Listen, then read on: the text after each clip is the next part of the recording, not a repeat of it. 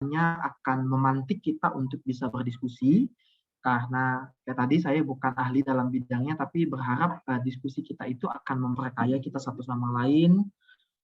Terus terang saya membuat bahan ini, saya berpikir Bang Fendi ada karena pengalamannya akan menolong kita untuk membuat ini lebih dalam gitu ya, mendiskusikan. Ternyata beliau lagi ada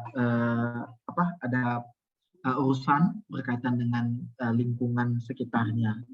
Nah, hari ini saya bicara tentang bagaimana kita bisa melihat pemimpin dan dari perspektif kekristenan gitu ya, dari perspektif Kristiani.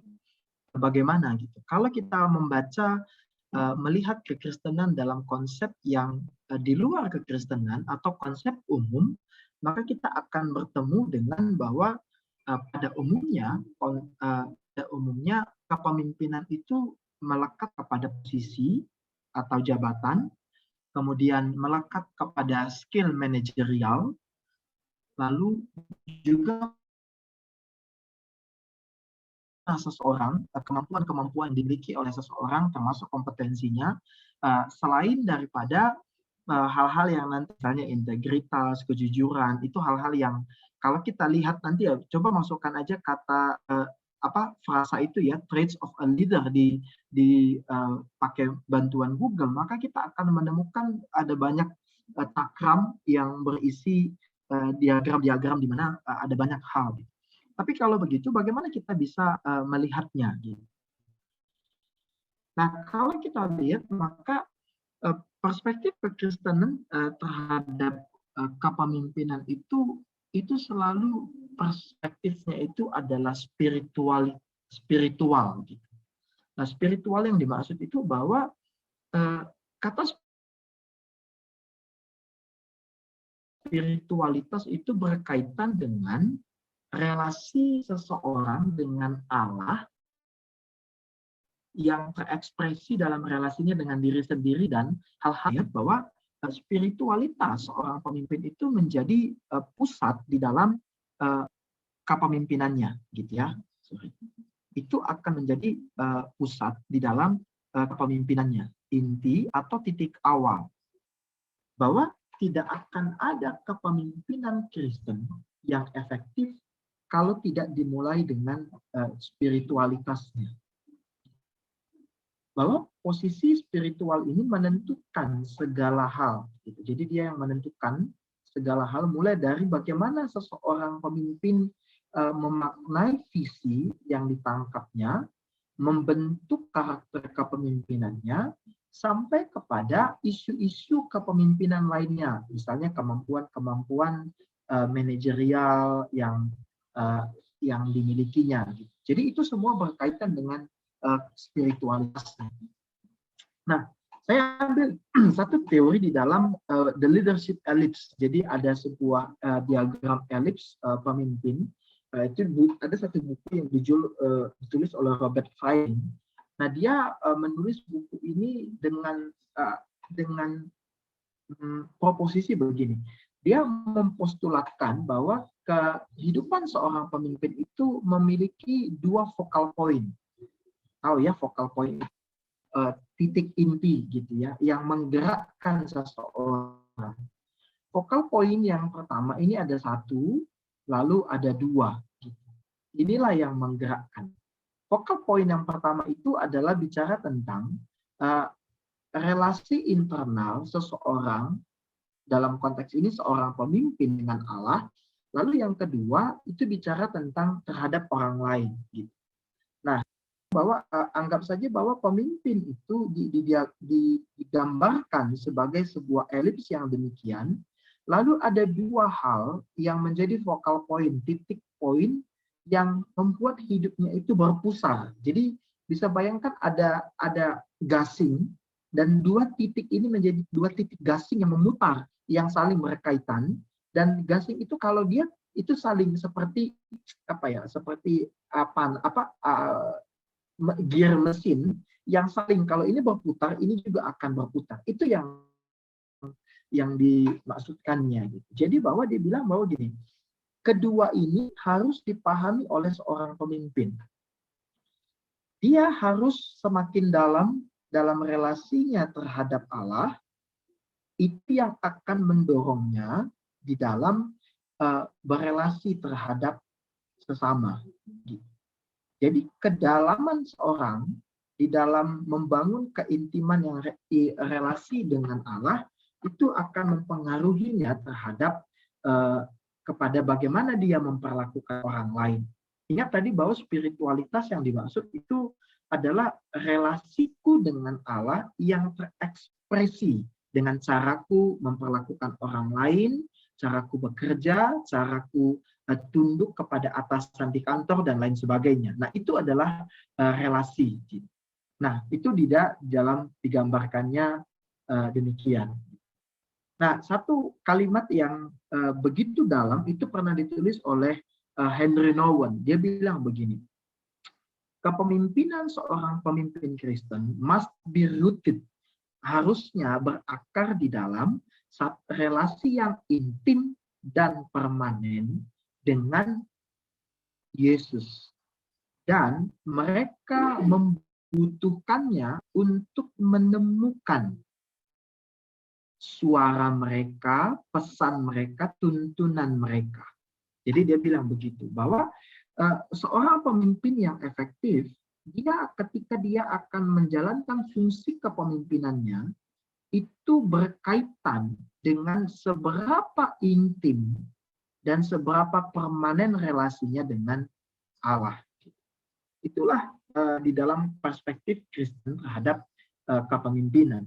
Jadi kalau dibilang hampir sama dengan semua bagian gitu. Tetapi jadi memaknai kepemimpinan itu harus di dalam perang ini, internal dan external relationship.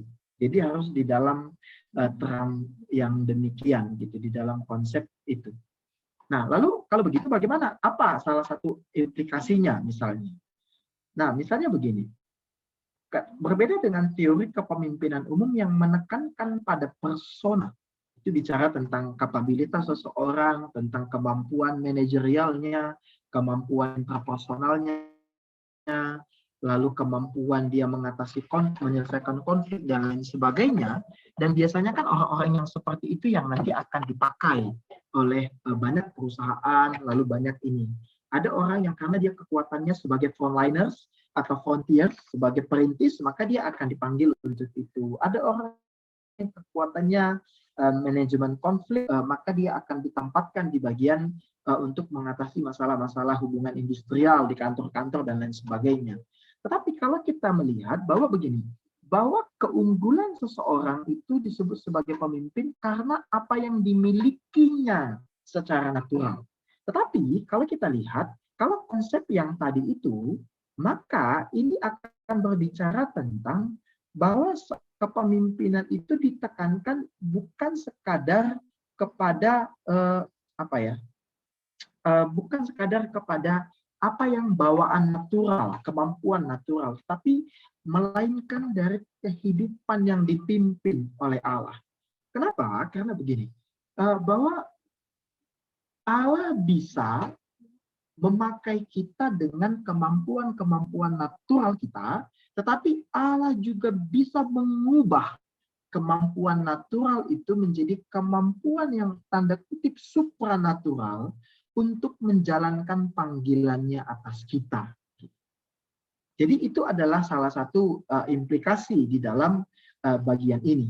Ketika kita bicara tentang kepemimpinan yang berdasarkan kepada spiritualitas atau perspektif Kristen, maka kita melihat bahwa keberhasilan seorang pemimpin bukan sekadar ditentukan oleh kemampuan bawaan kita, tetapi ditentukan oleh seberapa besar pekerjaan Allah yang diizinkan terjadi oleh orang itu di dalam hidupnya. Itu adalah salah satu bentuk. Karena maka dia bisa akan diubahkan melampaui kemampuan-kemampuan natural yang dimilikinya. Lalu yang kedua, nah implikasi yang kedua, pemimpin Kristen itu digerakkan dan bekerja untuk visi kerajaan Allah. Nah, saya pikir kita udah pernah diskusikan ini nggak ya di KMB ya? Kita udah pernah diskusikan tentang makna dan implikasi kerajaan Allah nggak ya? Belum ya? Fit, pernah nggak Belum, ingat? Bang. Oh, ya. Jadi kalau kita lihat bahwa begini, karena kita melihat bahwa hidup kita, keberadaan kita di dalam perspektifnya Allah, dalam relasi kita dengan Allah, maka ingat ya, relasi kita dengan Allah itu kan terbangun ketika kita ada di dalam Yesus dan Roh Kudus dimeteraikan di dalam hidup kita. Itulah yang akan menghidupi kita. Sehingga ketika kita bicara tentang waktu kita menjadi pemimpin, maka kita harus digerakkan dan bekerja untuk visi kerajaan Allah. Nah, apa itu misalnya? Teman-teman adalah digambarkan oleh. Nah, saya ambil sedikit ini ada di buku Kingdom Movement dari si James Chong itu.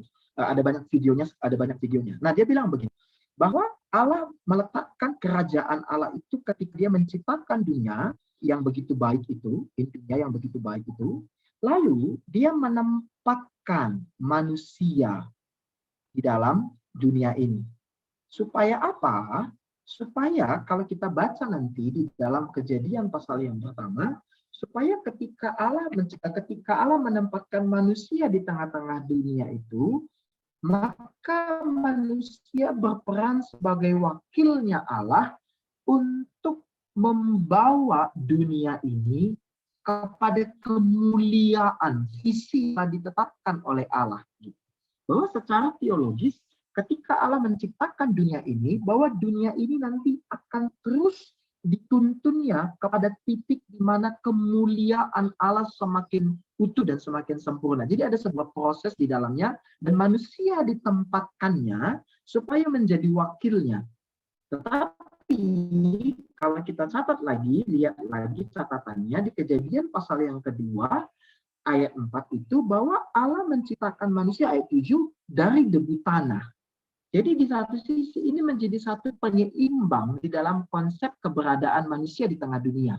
Di satu sisi dia adalah wakilnya Allah yang bertindak tanda kutip atas nama Allah, atau menjadi wakil Allah berkuasa atas seluruh ciptaan. Tetapi di sisi yang lain, dia harus sadar bahwa dia ini adalah manusia, merupakan ciptaan yang terbatas sama seperti ciptaan yang lain. Jadi itu adalah kontinumnya yang supaya tidak begini bandulnya. Tetapi itu adalah satu yang dibuat seimbang.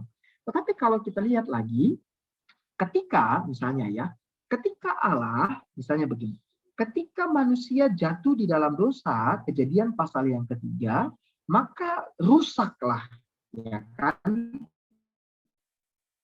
Manusia itu rusak di dalam dirinya, relasi sesama manusia juga rusak terhadap dirinya, tetapi juga lingkungan dunia sekitar ini juga menjadi rusak karena dosa.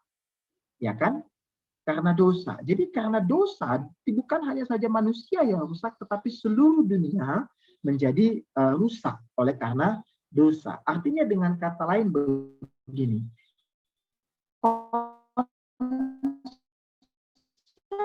kerajaan Allah yang tadi di sini, ya kan, itu menjadi tidak mulus berjalan karena manusia yang itu telah menjadi, sehingga bahwa kuasa dan menghalangi konsa memakai seluruh. Jadi Allah mengirim putranya Yesus Kristus untuk memulihkan keadaan manusia yang tadi berdosa itu. Sehingga ketika permusuhan manusia dengan Allah, permusuhan manusia dengan sesamanya itu menjadi dipulihkan di dalam kematian Yesus Kristus. Tetapi teman-teman, dia bilang begini, bahwa kita sadar gini, dosa itu telah merasuk ke dalam berbagai aspek kehidupan, sehingga dunia di sekitar kita ini menjadi dunia yang telah tersemari oleh dosa. Sistem manusia, sistem kepemimpinan, sistem organisasi, semua itu telah dirusak oleh dosa. Oleh karena itu dia bilang begini, jadi setelah Allah menebus manusia, maka Allah sekarang mengutus manusia itu ke dunia untuk memperbaikinya. Jadi itulah yang harus yang disampaikannya. Jadi kapan ini akan pulih sempurna? Ketika Kristus nanti datang kedua kali, ketika di situ seluruh kepenuhan kerajaan Allah hadir. Sehingga dengan kata lain begini teman-teman. Sebagai seorang yang telah diperbaharui oleh Allah, yang telah ditebus oleh Allah, ketika kita membicarakan kepemimpinan kita, maka kita harus membangun ke satu visi yang merupakan yang selaras dengan visi kerajaan Allah. Sehingga apa implikasinya? Implikasinya begini, ketidakpuasan seorang pemimpin adalah ketidakpuasan yang ilahi. Gitu. Kalau kita melihat bahwa kalau John Stott bilang itu kan di buku isu-isu global itu dia bilang bahwa visi itu adalah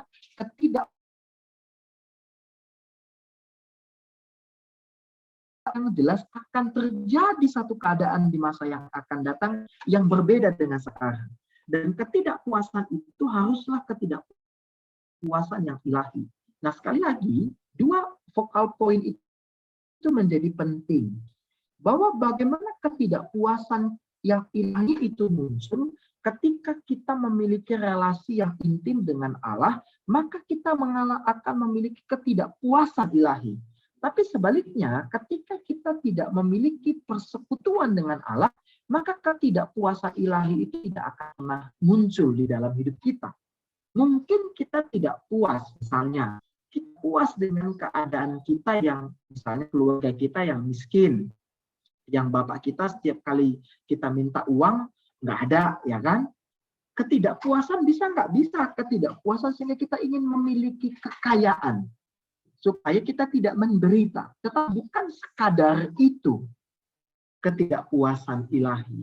Tapi ketidakpuasan ilahi adalah ketika kita memiliki ketidakpuasan, memiliki kita cemburu dengan cemburunya Allah, kita marah dengan kemarahannya Allah.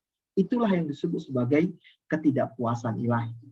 Nah, kalau kita melihat ya, misalnya, teman-teman, visi itu adalah satu hal yang sangat sentral di dalam kepemimpinan. Dari berbagai buku yang saya baca, gitu ya, visi itu menjadi seseorang kenapa diikuti karena dia punya visi. Visi itu menjadi sentral dalam sebuah kepemimpinan. Maka dikatakan bahayalah kalau kita punya jabatan tapi kita tidak punya visi. Maka kita akan menjadi bos. Kalau kalian baca tulisannya John Maxwell, maka dia akan membedakan bos dengan leader, manager dengan leader. Salah satu yang membedakan itu adalah visi. Seperti itu, teman-teman, ketika kita menjadi pemimpin, maka kita harus menangkap visi Allah bagi dunia dan mampu mewujudkannya di dalam realitas. Itulah yang membuat kita diikuti oleh orang lain. Kenapa? Karena visi Allah bagi dunia itu akan mampu kita wujudkan di dalam realitas. Misalnya begini, saya suka misalnya gini, atau mungkin kan ada beberapa teman-teman, saya lihat dulu ya siapa partisipan. Misalnya ada Hitler yang bekerja di dalam satu lembaga misi, Water Mission. What is their vision? Visi mereka adalah, nanti bisa diperbaiki ya Bang Hitler ya, visi mereka adalah bagaimana daerah-daerah yang tidak bisa memiliki akses air bersih, memiliki akses air bersih. Bukankah itu sesuai dengan visi kerajaan Allah? Visi kerajaan Allah itu kan adalah, kalau yang biasa yang bahasa terkenal kita itu yang disebut sebagai shalom gitu ya, keadaan yang utuh. Atau mungkin misalnya apa yang dilakukan Rizna dan teman-teman di Medan Care. Ketika mereka punya visinya apa? Visinya bahwa supaya tidak ada orang yang terpinggirkan, supaya tidak ada sekelompok orang yang termarginalisasi, yang tidak mendapatkan akses tanda kutip sebuah kecerdasan, baik dalam mengelola ekonomi, baik dalam mengelola pendidikan, dan lain sebagainya. Itulah yang disebut sebagai ketidakpuasan. Jadi teman-teman, itu berarti begini, bahwa visi kita itu bukan menghadirkan kerajaannya, tetapi visi seorang pemimpin adalah menghadirkan kerajaan Allah di tengah-tengah dunia ini. Itulah yang membuat kita berbeda dengan dunia di sekitar kita. Dan itulah yang membuat kepemimpinan kita menjadi berbeda. Karena kita digerakkan untuk visinya Allah. Digerakkan untuk menghadirkan shalom Allah di tengah-tengah dunia yang telah berdosa itu. Saya berhenti di sini dulu, Jess. Jess lagi, karena nama Jess di atas. Siapa ini Jess? Fit, silakan Fit. Sambil minum dulu. Ya Bang. Ayo dek Jess. Oke, thank you Bang Job. Kalau ada nanti pertanyaan dari kakak dan abang, partisipan, boleh diungkapkan ya. Tapi sejauh ini sih Bang, aku pengen tahu lagi sih tentang pemimpin yang visioner.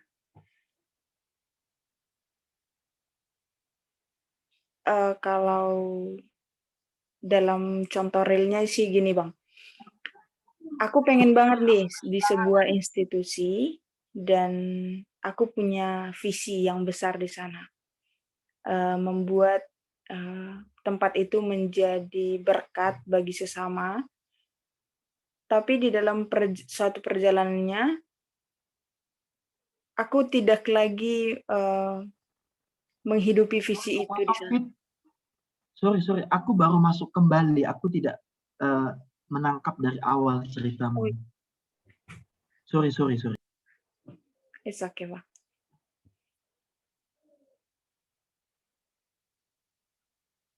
Jadi gini nih, Bang. Ini nggak cerita aku sih. Aku pengen mau tahu aja. Jadi ada seseorang yang memang benar-benar pengen banget bermisi di suatu institusi. Nah, kemudian dia udah menggumulkan lama. Tadi kan kalau secara kekristenan, kalau yang pemimpin yang visioner itu menangkap visi Allah bagi dunia, terus dia mampu mewujudkannya secara realitas gitu, secara realita. Nah, di dalam perjalanannya dia menjalani di dalam institusi itu gitulah. Ternyata dia tidak mampu untuk mewujudkannya dalam realitas. Tapi di dalam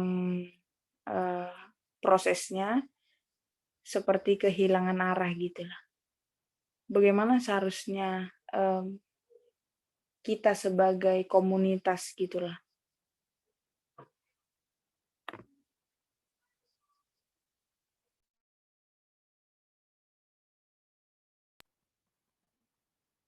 Pertanyaannya bagaimana kita sebagai komunitas menolongnya atau menolong. Ya. Di dalam satu, maka mungkin begini, visi yang kita tangkap tidak selalu akan berbanding lurus dengan visi sebuah perusahaan atau organisasi yang kita masuki, begitu. Jadi ini adalah sesuatu yang perlu kita terus uji terus-menerus. Gitu. Apakah memang visi yang kita tangkap itu akan terwujud ketika kita masuk di dalam satu organisasi atau satu institusi tersebut atau melalui berbagai institusi yang lain. Itu menjadi satu menjadi satu hal keadaan penting juga. Gitu. Tetapi juga bisa juga kita maknai begini, apakah visi yang ditangkap itu dapat berubah atau mungkin bukan berubah, tetapi apakah visi itu dapat berkembang? Jawabannya ya, bisa dapat berkembang. Misalnya begini, kenapa kita tetap berada di dalam, kenapa aku tetap berada di dalam pelayanan Perkanvas? Karena aku masih melihat bahwa Perkanvas, biar bagaimanapun keadaannya di dalam, sebagai lembaga yang tepat untuk bisa mewujudkan visi yang kutangkap. Gitu. Misalnya begitu. Tetapi saya suka dengan kalimat, ada satu di buku, saya sejak beberapa bulan yang lalu lagi baca buku 360 derajat kepemimpinan yang John Maxwell punya itu. Dia bilang begini, ada saatnya ketika visi, kalau gini, jangan cepat menyerah ketika visi Anda tidak terwujud di dalam organisasi di mana Anda bekerja. Tetapi apabila keadaan dan memang visi Anda tidak bisa terwujud lagi di situ, maka tinggalkanlah kantor Anda. Gitu. Artinya ada banyak hal yang bisa kita kembangkan. Gitu. Misalnya, ada satu teman yang kenapa dia bisa bertahan di tempat itu? Karena memang dia punya visi yang begitu besar. Tetapi ada ketidakpuasan yang terjadi di dalam dirinya ketika dia berada di pekerjaannya. Nah, dia berada sebagai pemimpin menengah, yang mana dia membawahi ada sekitar 22 orang pegawai bawahnya. Tetapi dia tahu ketika kalau dia akan meninggalkan perusahaan itu sekarang, atau dalam cerita kami itu 2 tahun yang lalu itu, maka dia tahu bahwa 20 orang itu akan makin mengalami penderitaan yang besar karena atasan mereka yang memperlakukan pekerja itu sebagai tidak lebih daripada tidak lebih daripada binatang begitu. Jadi dia tahu, dan akhirnya dia tidak puas, dan dia bertahan di situ sampai dia berkata begini, sampai nanti aku akan menghasilkan orang yang akan bertindak terhadap mereka ini, terhadap 22 orang itu, lalu aku akan pergi. Karena dia tahu, dia tidak akan mungkin naik lagi jabatan, ya kan? Karena itu adalah perusahaan keluarga. Dia tahu posisinya hanya di sampai manajer itu. Tetapi dia, apakah ketika ada tawaran yang lain, dia tidak memilih itu. Kenapa? Karena dia tahu bahwa kalau dia pergi, maka 22 orang yang di bawahnya itu akan menderita begitu besar. Sehingga ketidakpuasannya sampai saat itu adalah bagaimana dia bisa memperlakukan keadaan, mengubah keadaan itu. Nah, itu adalah salah satu perkembangan visi. Tapi apakah visi yang semula daripada yang berasal dari Allah itu akan hilang? Aku pikir jawabannya tidak. Karena ketika Allah akan memberikan kepada kita, membangkitkan ketidakpuasan di dalam diri kita, dan dia membentuknya, dia memahatnya terus-menerus, maka itu akan menjadi satu proses di mana Allah mungkin gini, masa-masa sebelum mewujudkan visi itu adalah masa-masa di mana Allah sedang memperlengkapi kita secara diam-diam untuk mewujudkan visi itu. Ya. Begitu sih intinya. Kalau katanya tadi bagaimana komunitas bisa menolongnya, maka ya jadilah komunitas yang membantu dia untuk menemukan apa yang menjadi visinya Allah gitu yang ditangkapnya.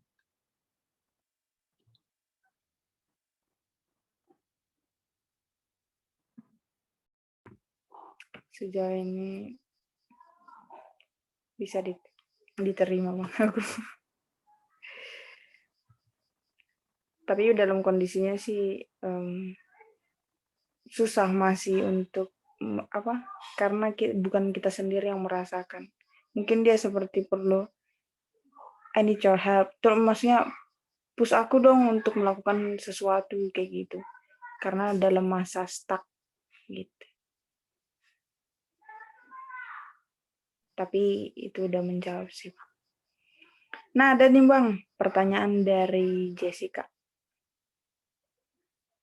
Maaf Kak dan Bang, sedang tidak bisa open mic. Nah, mau nanya, peran pemimpin apakah cuma bisa dijalankan hanya kalau punya posisi atau jabatan pemimpin? Jadi katanya temannya cerita kalau manajernya nggak berkompetensi memimpin. Dia sebagai staff sulit untuk ngapa-ngapain. Atau kalau aku nih, kalau bapak di rumah dan abang berdebat, kalau bapak di rumah dan abang, ketika mereka berdebat keras, aku sebagai anak sulit untuk menghadirkan kerajaan Allah. Jadi apakah posisi itu mendahului segala sesuatu gitu lah. Gimana tuh Bang? Ya, kalau ini tadi buku yang aku bilang. Blur Bang. Sebentar, aku bilangkan.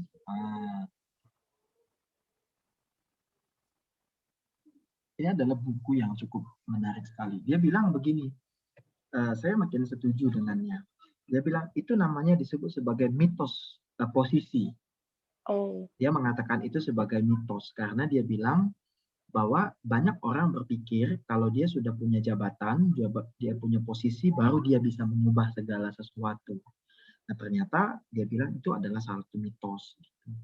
Nah sebenarnya di satu sisi bisa ya, apakah lebih efektif? Mungkin bisa lebih efektif kalau kita kalau kita punya posisi dan jabatan, kita bisa mengubah segala sesuatu. Tetapi kita juga harus paham, semakin tinggi posisi kita, semakin sulit kita dipahami oleh orang lain, dan semakin lonely lah kita di dalam alonan kita itu, gitu. Nggak bisa dipungkiri semakin tinggi kita memang kita akan menjadi alone, dan loneliness itu adalah sepaket dengan alone-nya gitu. Nah itu akan menjadi sulit. Tapi itu akan jadi pertanyaannya, jawabannya adalah lebih efektif kalau kita punya posisi. Tetapi apakah peran sebagai pemimpin dapat kita kerjakan? Dapat. Itu dapat kita kerjakan.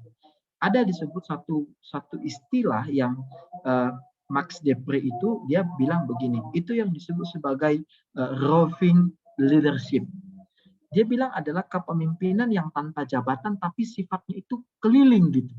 Semua orang mencari dia untuk mengatasi masalah, untuk baik konflik horizontal sesama karyawan atau mengatasi masalah dalam manajerial dan sebagainya. Semua orang datang kepadanya, tapi dia tidak punya jabatan.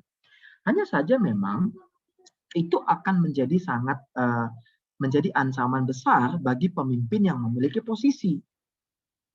Keberadaan orang-orang yang roving leader itu akan membuat orang-orang yang berjabatan itu menjadi terancam, dan itu biasanya kita akan ditendang keluar. Gitu.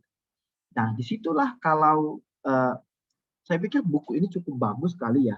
Dia bilang bahwa prinsip memimpin ke atas, memimpin ke samping, dan memimpin ke bawah itu harus seimbang dijalankan. Karena ketika kita hanya menjalankan kepemimpinan kita ke samping dan ke bawah, maka yang di atas kita itu akan terancam ininya. Nah, kalau tadi pertanyaan, ini Jessica Pradipta ya, Jess ya? Nah, misalnya kalau Jess bisa cerita, kalau bapak di rumah dan abang lagi berdebat keras, sulit menghadirkan kerajaan Allah. Ketika kamu berupaya untuk menemukan jalan tengah, itu adalah satu posisi untuk menghadirkan kerajaan Allah. Ketika kamu mengupayakan perdamaian, ketika gini, sederhananya begini, ketika kau nggak panas-panasi bapak atau nggak panas-panasi abang, udah jago itu. Itulah posisimu. Itu karena kamu karena berposisi bahwa kamu sedang menciptakan tidak ada perdebatan, tidak ada perseteruan, tetapi ada keselarasan. Itu adalah satu bagian daripada ciri dari kerajaan Allah. ya kan? Tidak ada perseteruan, tidak ada perkelahian, tetapi ada satu perdamaian. Nah, itu adalah salah satu bagian yang bisa kita lakukan. Gitu. Itu sih tanggapanku gitu. Oke, thank you Bang. Gimana Dek Jess? Jejes masih adik-adik ya ternyata ya? Iya Bang. Masih lah Bang. Iya makasih Bang. Setidaknya aku kadang merasa nggak ada guna, nggak ada nilainya gitu Bang. Kayak aku dikasih lihat sebuah permasalahan, tapi aku nggak dikasih daya untuk berbuat sesuatu gitu Bang. Oke, thank you Bang.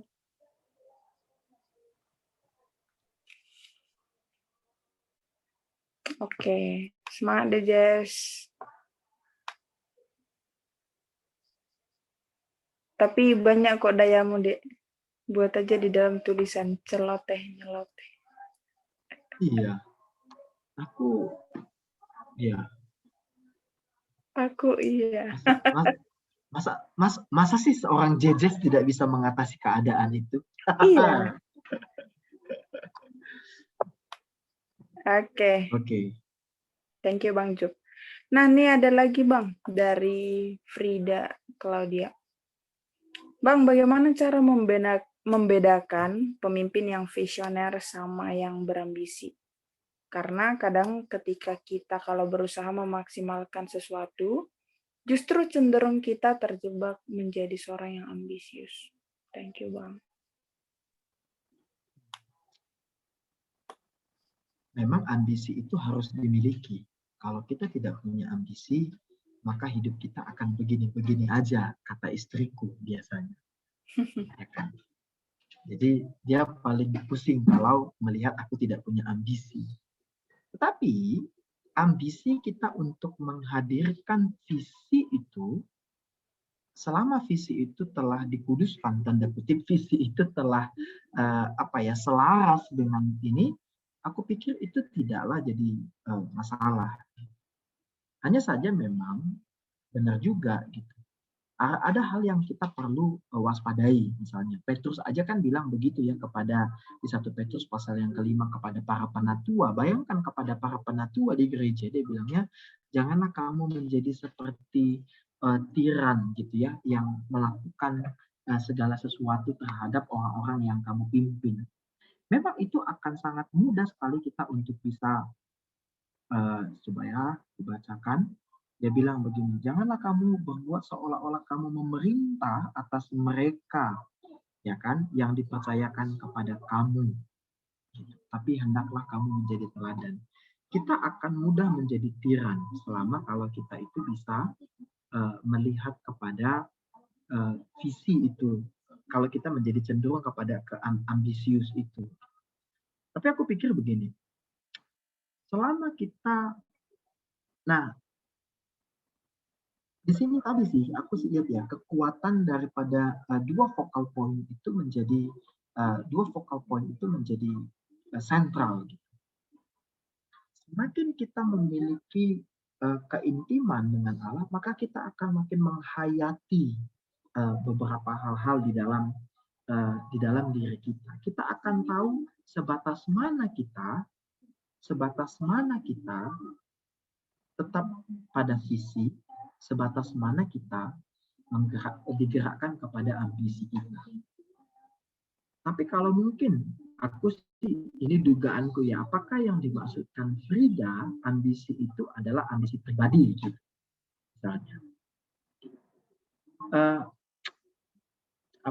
Kalau teman-teman, nanti aku akan berbagi di akhir, kalau teman-teman pernah baca buku Henry Nouwen, In the Name of Jesus, itu telah diterjemahkan jadi permenungan terhadap kepemimpinan Kristen. Dia bilang begini, kan dia buat itu. Dia kan tahu kan Henry Nouwen yang dia pergi ke tempat orang lumpuh ya, atau orang cacat mental kan. Dia mengakhiri hidupnya di situ kan, tinggal di dalam satu kelompok kaum cacat mental. Bayangkan seorang profesor Yale University, dia tinggalkan semuanya. Tetapi dia makin lama dia bilang begini, semakin dia menyadari bahwa dia sudah pada puncaknya, Lalu disitulah dia sadar bahwa dia telah kehilangan. Akhirnya dia harus turun lagi. Akhirnya dia memilih untuk masuk ke dalam kelompok yang cacat mental itu. Nah, itu adalah cara yang dilakukannya. Bagaimana caranya kalau kita bisa terjerumus kepada ambisi pribadi? Ketika kamu tidak mau turun dari posisi yang membuatmu nyaman, maka kamu sudah terjebak di dalamnya. Ketika kamu mengupayakan berbagai hal, misalnya kalau kalian baca-baca gitu ya, kalau kalian nonton ngikutin perkembangan Partai Demokrat, maka kita akan menemukan bahwa ada ambisi yang tidak mau digantikan, ada ambisi yang tidak mau diubahkan di dalam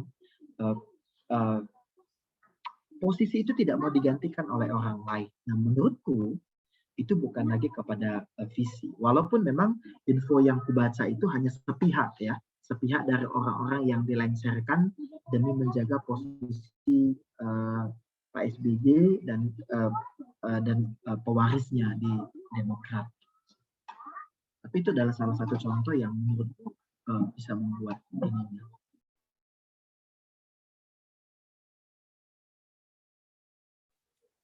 Oke, thank you Bang. Gimana Dek Frida? Apakah kira-kira menjawab atau masih ada yang kurang clear?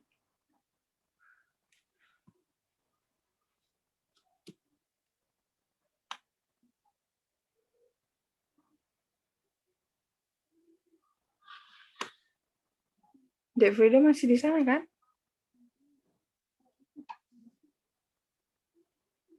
Masih Kak, sebentar Kak dikit ya. Masih pakai pita dia.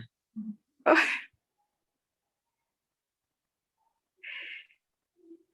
Kira-kira menjawab deh.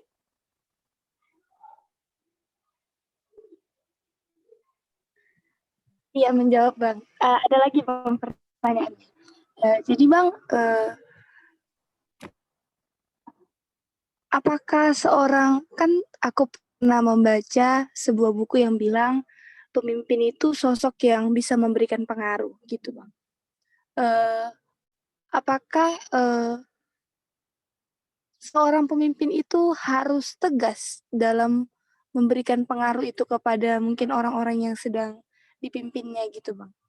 Karena aku sering dapati ketika pemimpin selalu yang dipesankan itu tegaslah gitu. Jadi apakah memang ketegasan itu diperlukan Bang? Atau memang itu keharusan gitu? Terima kasih Bang. Ya, strict to the vision itu adalah keharusan. Tapi kalau bertindak tegas terhadap perilaku-perilaku, aku pikir itu flexibility. Itu ditentukan oleh ada banyak faktor yang mempengaruhinya. Tapi kenapa biasanya pemimpin yang punya visi itu cenderung tegas? Karena dia punya bayangan yang begitu jelas terhadap dirinya, terhadap apa yang menggerakkannya, sehingga dia berpikir bahwa kalau anggota-anggotanya ini, orang yang dipimpinnya ini harus bekerja bersama mewujudkan visi itu. Nah, dalam kaitan itulah pertanyaan si Risna ini menjadi relevan. Bagaimana kita visi yang kuat itu tetap bisa dipahami dan dimaknai secara realistis. Nah, disitulah salah satu trait dari seorang pemimpin adalah kita bisa berpikir secara komprehensif, menganalisa secara komprehensif terhadap realita yang saat ini. Itulah kenapa misalnya begini, ketika kita bekerja di dalam mengikuti visi, kita menjadi pemimpin yang memiliki posisi, lalu kita bekerja untuk mewujudkan visi perusahaan, maka peran kita sebagai pemimpin adalah kita akan memampukan, kita akan menularkan kepada mereka, kepada orang-orang yang kita pimpin, apa bayangan yang kita punya itu, dan kita berpartisipasi bersama-sama. Keberhasilan seorang pemimpin adalah ketika dia menularkan visi itu dan setiap orang mengatakan, okay, I do, okay, I know what I have to do. Gitu. Jadi bukan saja sekedar tahu tentang apa itu visinya, tetapi dia tahu apa perannya. Sehingga kapan kita harus menghentikan atau mengeluarkan seseorang dari perusahaan kita adalah ketika kita melihat dia tidak lagi bekerja untuk visi kita. Sebaliknya, mungkin dia bekerja untuk visinya, untuk ambisinya, yang mungkin seluhur apapun itu, tapi ketika dia berada dalam satu perusahaan, satu organisasi, maka dia harus tunduk kepada perusahaan itu. Kalau enggak, ya keluar, cari organisasi lain. Nah, bagaimana kalau kan Risna bertanya, bagaimana menjadi seorang pemimpin yang idealis tetapi juga realistis? Gitu. Lihat saja keadaannya. Di situ peran kita sebagai seorang pemimpin, misalnya. Kan ada karakter-karakter lain. Misalnya kita bicara tentang kedisiplinan. Bagaimana kita memberi, pada umumnya gini, seorang pemimpin itu biasanya dia akan melihat potensi. Kalau aku sebagai pemimpin, maka aku akan melihat potensinya Fitri. Aku akan memberdayakan dia seoptimal mungkin terhadap potensinya untuk mewujudkan visiku atau visi perusahaan. Aku juga akan memakai Hitler, aku akan memakai Risna, aku akan menempatkan mereka di posisi-posisi ini. Lalu kita akan dibatasi oleh waktu. Berapa lama kita capai supaya setiap orang bisa mewujudkannya.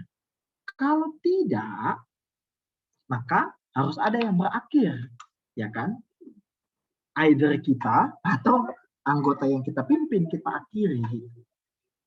Itu adalah sesuatu yang kita harus pikirkan. Jadi realistisnya kita itu adalah ketika kita melihat keadaan kita dan kita masih punya bayangan bahwa keadaan ini bisa diubah untuk mengatasi, untuk mewujudkan visi itu. Nah, dalam hal itulah kenapa kemampuan manajerial itu menjadi penting untuk kita kembangkan.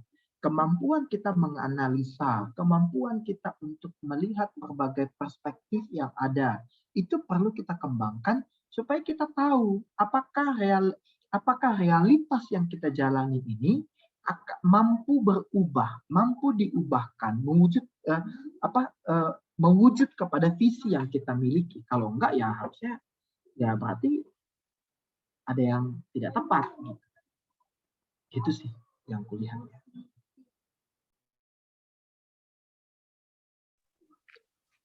Wah, thank you Bang Jun. Aku lanjutkan dulu ya, Fit. Iya. Oh, ada ininya ya. Satu lagi. Kita ininya ya. Bagaimana mengetahui pemimpin yang tidak materialistis? Karena pemimpin sekarang ini saat pas election tertentu baik-baik saja. Tapi setelah jalan beberapa tahun kemudian sudah terlibat kasus tertentu. Memang kita tidak mudah untuk bisa menentukan, melihat seseorang di dalam bagian itu. Tetapi kita bisa melihat kepada track record-nya. Lihat kepada apa yang telah dilakukannya. Nah, tapi sayangnya kan ya kita kan kita belum mayoritas penduduk Indonesia belum menjadi pemilih cerdas yang melihat kepada kepada track record seseorang gitu, tapi memilih berdasarkan kesukuan gitu ya, memilih berdasarkan karena dia pemilih satu marga dengan kita gitu. Itu adalah sesuatu yang bisa kita lakukan. Tetapi di sisi lain juga, Devi, godaan materialistis itu akan menjadi godaan yang mungkin seseorang bisa berhasil sekarang, tapi belum tentu berhasil tahun yang akan datang. Misalnya, ya kan kayak Pak Juliari Batubara itu kan, kata Pak Luhut begini di dalam satu percakapan dengan Ade Armando, dia bilang begini, dia juga nggak tahu gitu. Saya kenal siapa orang tuanya, itu adalah orang kaya gitu. Dia tidak kekurangan secara harta. Saya juga tidak tahu apa yang membuatnya melakukan itu gitu. Walaupun ya gitulah ya, panjang sekali, dan tapi itu menjadi jadi gini, Kalau kita membaca kasus yang terjadi misalnya pada Juliari Batubara, pada Edi Prabowo, kita nggak bisa melihat itu hanya kasusnya, tetapi kita harus bisa melihat itu kepada satu jaringan yang mungkin dia saja pun tidak tahu, tetapi itu bisa diperalat gitu. Jadi memang nggak mudah sekali untuk melihatnya ini gitu. Gitu sih ininya. Nanti kita diskusi lagi ya, Dev. Nanti bisa kasih komentar. Aku akan lanjutkan. Ya, oke Bang. Thank you Bang ya. Oke. Teman-teman, jadi begini. Ketika kita bicara tentang perspektif Kristen, maka kita bicara tentang bahwa seorang pemimpin itu akan menjalankan peran kepemimpinannya berdasarkan teladan Yesus. Apa yang diteladankan oleh Yesus? Dia adalah pemimpin yang menderita, ya. Dia adalah pemimpin yang menderita. Saya suka dengan bagian ini. Saya pernah baca tulisan Pak Yongki Karman itu ada di bukunya itu dia bilang begini, penderitaan adalah kepemimpinan Yesus. Penderitaan adalah yang dipilihnya untuk menjadi pemimpin bagi dunia ini. Dia pakai itu. Lalu misalnya begini, kalau kita lihat memimpin melalui keteladanan, ya kan? Apa yang dikatakan oleh Yesus, misalnya ini adalah kalau besok ya kan, besok Kamis Putih biasanya ini akan dibacakan, ya kan? Tentang bagaimana Yesus membasuh para muridnya. Dia berkata, kamu menyebut aku guru dan Tuhan, dan katamu itu benar. Nah, jika aku yang kamu panggil guru dan Tuhan melakukan ini, maka lakukanlah juga itu. Karena dia melakukan tindakan seorang hamba yang hamba yang rendah. Ternyata hamba-hamba itu punya kasta, teman-teman. Dan orang hamba yang bertugas untuk membasuh kaki tuannya itu adalah hamba yang memiliki kasta yang rendah. Tetapi itulah yang dilakukan oleh Yesus dan dia mengambil peran itu untuk menunjukkan. Lalu ketika itu dia berkata kepada para muridnya, ketika para muridnya bertanya, gitu ya, siapa yang akan kau dudukkan di sebelah kanan dan kirimu, ya kan? Kata si Simon, kata si Yohanes dan Yakobus, izinkanlah aku duduk. Lalu dia berkata bahwa jika kamu ingin menjadi yang terbesar, maka kamu harus menjadi terkecil, gitu. Jadi itu adalah satu jalan kepemimpinan yang telah dilakukan oleh Yesus sendiri. Ketika nanti dia juga berkata bahwa misalnya di Markus pasal yang ke-10 ayat yang ke-40 berapa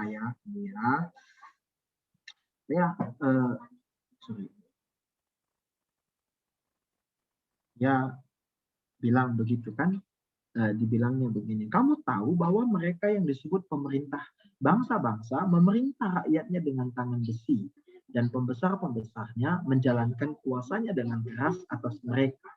Tidaklah demikian di antara kamu. Barang siapa ingin menjadi besar di antara kamu, hendaklah ia menjadi pelayanmu. Dan barang siapa ingin menjadi terkemuka di antara kamu, hendaklah ia menjadi hamba untuk semuanya. Karena anak manusia juga datang untuk dilayani. Bukan untuk dilayani, melainkan untuk melayani dan untuk memberikan nyawanya menjadi tebusan bagi banyak orang. Nah, teman-teman, ini yang menjadi sangat mungkin bagian ini yang agak sulit kita temukan sekarang ini. Gitu. Jadi misalnya kalau kalian ikutin Instagram Pemko Medan gitu ya, saya bilang kepada istriku 2 hari yang lalu, lihat Pemko Medan ini kita lihat bagus sekali kayaknya wali kota kita ini ya kan. Tetapi antara karya dan sensasi, prestasi dan sensasi itu kadang nggak mudah untuk kita temukan. Kan, jadi Yesus itu kan telah menunjukkan bahwa dia adalah pemimpin yang altruis, yang dengan sukarela memberikan nyawanya menjadi tebusan bagi banyak orang. Dan itu adalah sesuatu yang kita harus rela. Apa implikasinya misalnya? Ketika kayak tadi misalnya pengalaman yang dialami oleh Jessica ketika dia di rumah, maka kesukarelaannya itu, pengorbanannya itu adalah ketika dia rela untuk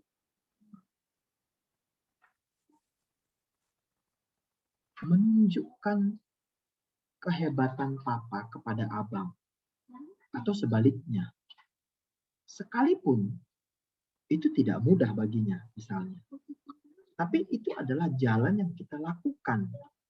Karena kita tahu bahwa ada keadaan yang dapat berubah kalau konflik mereka teratasi misalnya. Itu adalah sesuatu yang kita lakukan. Bagaimana kita bisa rela berkorban untuk kita bisa melayani dan rela berkorban ketika kita tahu gitu. Misalnya salah satu misalnya ya, apa yang kulakukan misalnya. Sebagai orang staf yang sudah cukup lama di Perkantas sebenarnya aku bebas untuk tidak masuk kantor di hari Rabu, Jumat gitu. Kalau Selasa Kamis kan memang kami masuk kantor untuk itu. Tetapi aku memilih untuk masuk kantor. Kenapa? Karena aku ingin duduk dan mendengarkan. Ada 2 staf baru kan, kalau kalian kenal Pubel atau juga Ardi, ingin tahu apa yang mereka alami. Itu adalah satu pilihan yang orang lain bukan menyuruh aku melakukan, bukan karena aku mentor mereka, bukan. Karena aku bukan mentor mereka gitu. Tetapi itu tidak ada tanggung jawabku. Tetapi itu bisa kulakukan. Itu adalah satu bentuk pelayanan yang kulakukan terhadap mereka. Dengan begitu maka aku bisa menunjukkan satu hidup yang akuntabel terhadap mereka tentang bagaimana aku menggunakan waktuku, bagaimana aku mengatur energiku, bagaimana aku mengelola emosiku dan lain sebagainya. Itu adalah sesuatu yang perlu ditunjukkan kepada orang lain. Jadi sesuatu yang beyond daripada apa yang dituntut tanda kutip secara job description. Itu adalah salah satu yang bisa kita lakukan. Nah, lalu sebelum itu, nah teman-teman kalau kita lihat nanti di Matius pasal yang keempat gitu ya, itu adalah tentang bagaimana pencobaan Yesus. Ini adalah ini menjadi satu penutup di dalam diskusi kita, karena ini adalah satu pengalaman Yesus bersama dengan Roh. Ya, di Matius pasal yang keempat itu ayat yang pertama dikatakan bahwa maka Yesus dicoba oleh Roh ke padang gurun untuk dicobai oleh Roh untuk ke padang gurun untuk dicobai iblis. Lalu di sisi yang lain juga peristiwa ini adalah ujian integritas dalam Yesus. Kalau kita membaca ini maka kalau kita narasi ini adalah narasi sebagai persiapan pelayanan Yesus, maka ini adalah ujian integritas terdalam Yesus terhadap pelayanannya. Misalnya, kalau dia yang pertama dibilangnya begini, ada 3 tipologi godaan. Godaan untuk menjadi relevan. Misalnya dia bilang gini, ubahlah batu ini menjadi roti. Pada waktu itu dia lapar. Relevan banget. Tetapi Yesus tahu bahwa ini adalah satu gambaran akan terhadap pelayanannya yang akan terjadi di masa yang akan datang. Kalau dia memenuhi kebutuhan pada saat itu, maka pelayanannya akan menjadi sangat relevan. Tetapi itu bisa mengaburkan terhadap tujuan utama kehadirannya, yaitu melakukan penebusan bagi seluruh umat manusia melalui kematian di kayu salib. Maka itulah kenapa, teman-teman, misalnya, kalau kalian baca di dalam Markus pasal yang ke-1 tentang bagaimana Yesus yang itu tentang narasi Yesus pagi-pagi pergi itu dikatakan di ayat 37 gini, lalu mereka menahan Yesus. Katanya begini, janganlah tinggalkan, jangan pergi tapi tetaplah di kota ini. Maka kami akan menjadikan engkau sebagai raja. Tapi Yesus berkata, oh tidak. Marilah kita pergi ke kota-kota lain karena untuk itulah aku datang. Nah, itu adalah godaan untuk menjadi relevan. Kenapa begini? Pengalaman puasa Yesus, pengalaman dia tidak makan dan tidak minum itu, dia tahu bahwa dia bisa hidup bukan karena roti jasmani, melainkan melalui firman Allah. Dan dia tahu itulah tujuan utamanya, gitu ya. Jadi itulah tujuan kehadirannya, bahwa dia melakukan tugasnya sebagai pemberita firman Tuhan. Dia tahu tujuannya. Lalu kemudian kalau kita lihat ya kan, dia dibawa ke hubungan baik Allah. Lalu bilang, jatuhkanlah dirimu maka kamu akan ini. Maka roh Allah akan menatangmu. Gitu. Walaupun memang kalau kita membaca itu di Mazmur pasal 91, kelihatannya si iblis mengubah. Ya kan? Tetapi dia berkata begini, itu adalah godaan untuk menjadi hebat, melakukan tindakan-tindakan hebat. Dan ini adalah ujian. Apakah itu bisa dilakukan oleh Yesus? Bisa, sangat mudah, sangat mudah. Itulah yang kenapa Yesus marah kepada orang-orang yang diberi makannya roti. Kalian mengikuti aku karena mendapatkan roti. Ya kan? Itulah kenapa Yesus memutuskan untuk tidak pergi ke Yerusalem ketika hari raya Paskah itu mau dekat. Supaya raya Pondok Daun di Yohanes pasal yang ke-7, supaya tidak banyak orang mengagung-agungkan dia. Sehingga membuat dia kehilangan tujuan utamanya. Lalu yang ketiga, maka kita lihat itu adalah godaan untuk berkuasa. Si iblis itu berkata begini, semua ini kuberikan kepadamu asal engkau sujud menyembah aku. Artinya gini, Yesus, kau nggak perlu naik ke atas kayu salib asal kau sujud menyembah.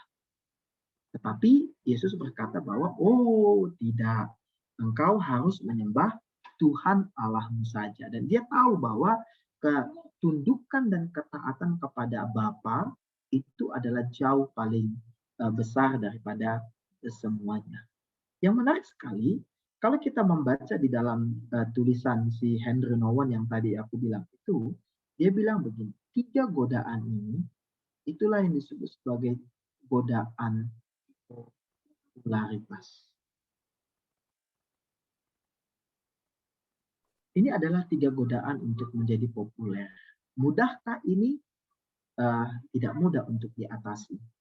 Nah, dalam bagian inilah pengalaman bersama Roh Allah itu menjadi sentral di dalam kepemimpinan kita. Teman-teman, ketika nanti kita menjadi pemimpin, maka kita akan mudah untuk tergoda untuk mengambil keputusan yang populis, yang menyenangkan semua orang. Tapi, apakah itu salah? Tidak selalu. Apakah itu benar? Tidak selalu. Kalau begitu bagaimana? Pengalaman bersama Roh inilah yang akan membuat kita bisa berhasil. Sebagai penutup begini, adik-adik yang masih muda yang tadi aku bilang itu bilang begini, kayaknya abang berpolitik kayaknya sebagai staf ini, katanya begitu. Bilang memang, ya aku memang sedang menjalankan politik. Karena pada waktu itu aku punya pengalaman. Aku menjalankan gaya kepemimpinanku yang tadi, roving leadership itu, dengan mengancam posisi pemimpin. Dan aku belajar dari pengalaman itu dan itu tidak mudah. Sehingga akhirnya aku lebih, tanda kutip, lebih tunduk kepada aturan organisasi. Tetapi apakah itu membuat aku kehilangan identitas? Tidak. Karena aku tahu bahwa aku bisa menolak permintaan mereka, permohonan mereka, kalau aku tahu bahwa itu tidak sesuai dengan apa yang aku yakini. Aku harus berseberangan pendapat dengan mereka kalau aku tahu bahwa itu tidak tepat secara baik, secara firman Tuhan. Tapi satu hal yang aku pelajari setelah pulang kampung ini ya kan, setelah 3 tahun bertapa itu, yang aku pelajari salah satu mungkin kehilafanku selama ini adalah aku tidak terlalu tunduk kepada otoritas, guys. Gitu. Dan aku belajar selama 3 tahun bahwa tunduk kepada otoritas itu kadang-kadang menyelamatkan organisasi. Kadang-kadang bagus, kadang-kadang tidak. Tetapi itu adalah cara terbaik untuk menyelamatkan organisasi. Gitulah. Jadi dengan caranya Tuhan, aku masuk ke kampus yang penuh dengan aturan. Yang kalau kakak bilang begini, istriku bilang gini, kalau kamu masuk ke kampus ini sebelum menikah, pasti kau udah keluar duluan. 6 bulan, nggak sampai 6 bulan kau udah pasti dipecat. Gitu. Karena banyak aturan yang menurutku tidak masuk akal. Tetapi 3 tahun aku harus tunduk kepada aturan-aturan itu. Karena it was the best way to save our community di kampus itu. Gitu. Ya begitu sih. Give it. Wah, baru tahu Bang jumpa kayak gini ternyata. Jadi aku Ya, bisa terima kasih sedikit. kalau Bang Armen, Bang Hitler, si Risna, udah tahu lah itu siapa aku ya kan. Begitu ya. Wah, idealis juga ya. Tapi idealis yang titik. Oke, thank you Bang Jup. Ya, Kak Sri tadi katanya mau nanya. Yuk Kak Sri. Silakan Sri. Ini anak integritas bangsa ini. Kasih Fit buat kesempatannya. Aku mau bertanya, memang saat ini sedang bekerja di sekolah yang visinya itu juga di mana menjadikan anak-anak nanti yang memiliki sifat leadership, menjadi pemimpin. Seperti itu kan. Jadi yang kau alami saat ini adalah seperti terjadi krisis apa dalam diriku. Artinya gini, jadi ada sifat pasif gitu Bang. Sifat pasif untuk menunjukkan kompetensi kita. Sifat pasif ini kadang muncul ketika melihat teman-teman di sekitar kita misalnya ingin menjadi pemimpin dengan tanda kutip kayak cari muka gitu. Jadi itu kayak membuat kita pasif. Jadinya udahlah malas untuk bersaing dengan orang yang kayak gitu.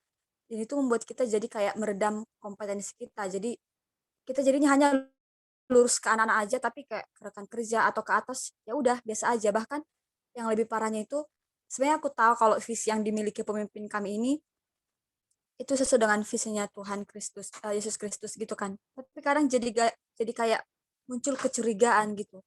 Jadi kayak nggak percaya dengan dia karena ya dia kadang bisa salah memberi respon gitu Bang. Maksudnya masa sih dia nggak tahu kalau teman kita yang kerja ini integritasnya itu main-main gitu. Integritasnya itu hanya ke dia aja, kayak di sekitar enggak. Masa sih dia nggak tahu gitu kan. Dan lucunya itu dipuji. Nah, lucunya aku masih fokus dengan hal itu Bang, dan saat dia memuji itu menjengkelkan bagiku dan aku ngerasa ih lucu kali lah seperti itu, dan itu akhirnya membuat aku untuk benar-benar meredam kompetensi apapun yang kita miliki. Bahkan misalnya ketika sudah banyak pun dipahamkan tentang kepemimpinan harus menderita gini, jadi ketika aku mengerjakan itu di sekolah misalnya, ya adalah penderitaan yang kita alami juga gitu kan Bang. Ketika mengapakan itu jadinya kayak aku sedang ngapain sih sekarang, ya udahlah nggak harus di sini. Jadinya kadang kayak gitu sih Bang. Pokoknya jadi muncullah sifat pasif di dalam diriku. Tapi tahu visinya itu benar gitu. Tapi karena melihat orang-orang di sekitar, intinya sifat pasif lah yang muncul. Gimana Bang untuk bisa berjuang melawan ini sementara kita tahu juga seseorang itu atau pemilik perusahaan pasti memberikan kepercayaan leadership bagi kita karena karena dia melihat kita memang punya kemampuan. Kan kita nggak bisa juga memungkiri Bang. Jadi pemimpin itu nggak cukup hanya sebatas kayak pemahaman yang benar menjadi seorang pemimpin. Memang spiritual tadi yang utama, tapi kita pun harus memiliki kemampuan memang kan Bang. Harus ada yang kita katakan. Itu sih Bang.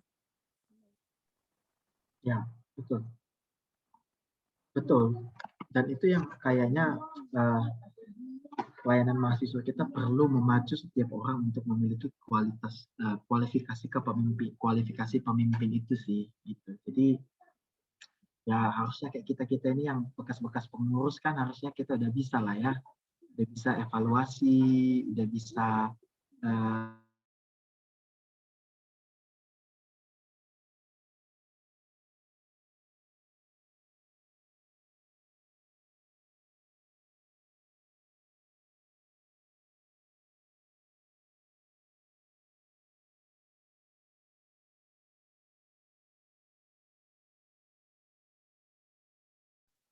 Halo Bang Ju.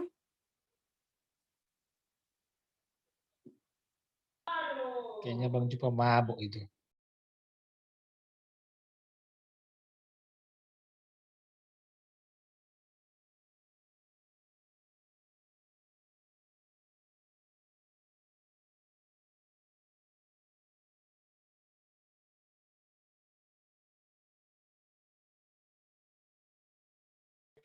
Sinyal abang itu kayaknya nih.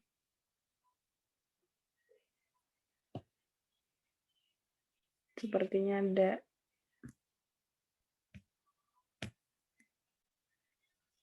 there is something trouble in her in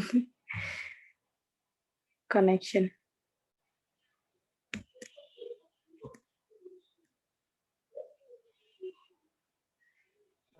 Berapa gelas emang minum kopi Bang? Kok sampai hilang jaringannya? Aku bingung ya, dari tadi aku ngomong-ngomong ternyata hilang ya kan. Tadi sampai mana yang kalian dengar ya? Nah, Sri, kan kalau tadi sekolahmu punya visi yang jelas dan kamu merasa bahwa visi itu juga menjadi selaras dengan visi yang kau yakini akan menghadirkan shalom dan sesuai dengan visi kerajaan Allah, maka bekerjalah untuk sekolahmu. Jangan bekerja untuk atasanmu.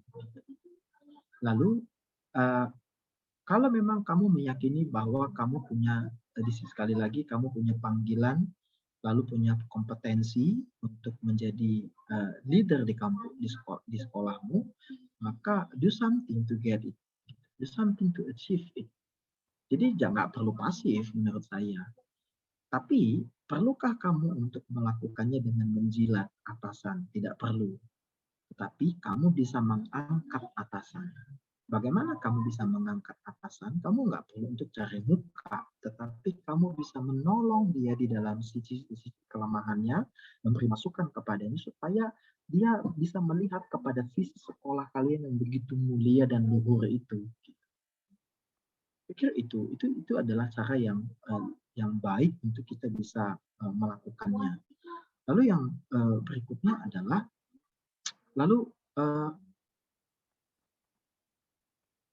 kok aku jadi blank ya? Itu dulu lah. Sri, coba kasih tanggapan Sri, biar aku bisa berpikir ya kan. Oke Bang, ya sedang bertahan di fase itulah Bang. Mencoba untuk bekerja untuk visi itu, bukan untuk atasan gitu. Tapi di fase ini rasanya kayak seperti susah sekali Bang. Jadinya kadang jadi kayak ngerasa ketika tidak bekerja untuk atasan, jadinya aku nggak mengharapkan penghargaan dari dia, dan ketika dia memberikan penghargaan ke aku jadi kayak ngerasa nggak perlu. Jadi kayak gitu, jadi kayak aku sedang bingung gitu. Aku sedang memberontak. Pokoknya intinya aku jadi kayak nggak percaya dengan, aku hanya percaya dengan visi itu, tapi aku jadi nggak percaya dengan dia. Jadi kan itu kayak menghambat kerjasama kita gitu sih Pak. Ya itulah. Ya. Tapi bolehkah dengan genuine kamu menunjukkannya?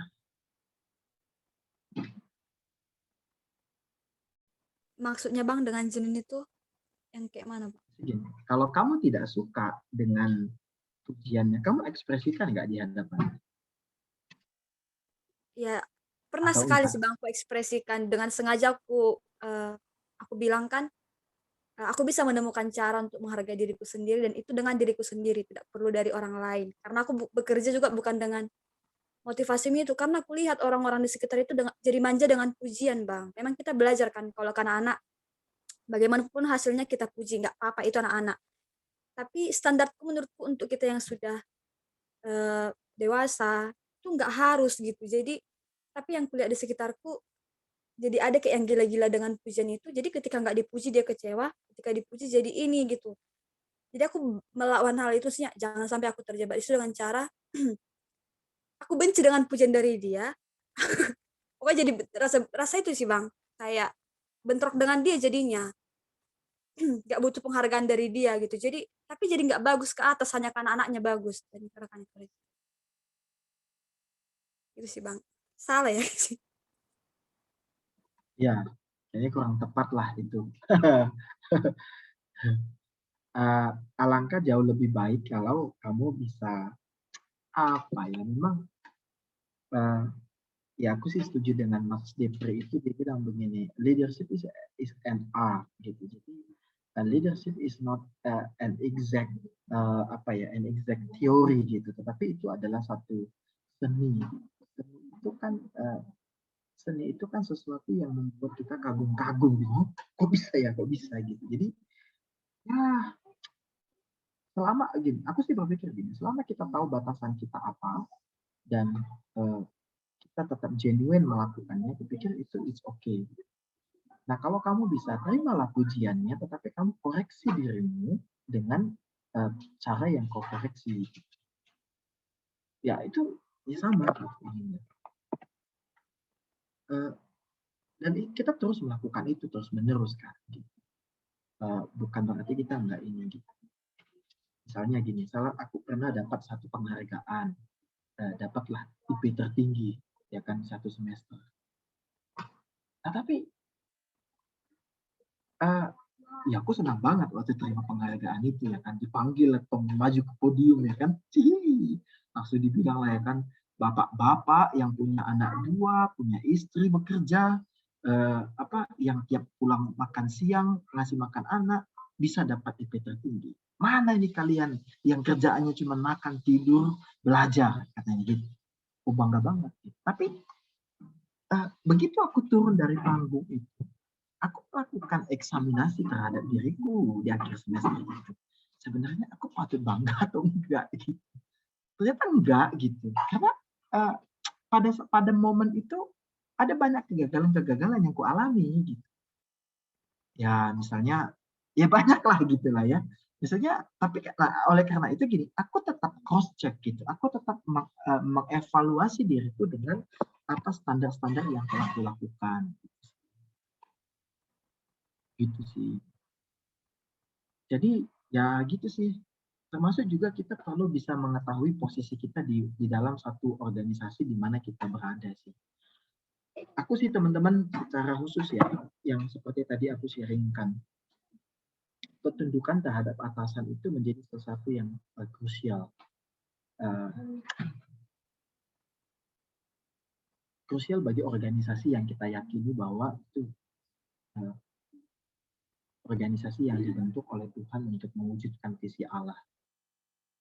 Jadi seberapa menderitanya kalian, seberapa tidak nyamannya kalian di situ, sekalipun ada banyak aturan-aturan yang membuat kita tidak nyaman, ada banyak keputusan-keputusan yang membuat kita harusnya ada keputusan yang lebih baik, gitu.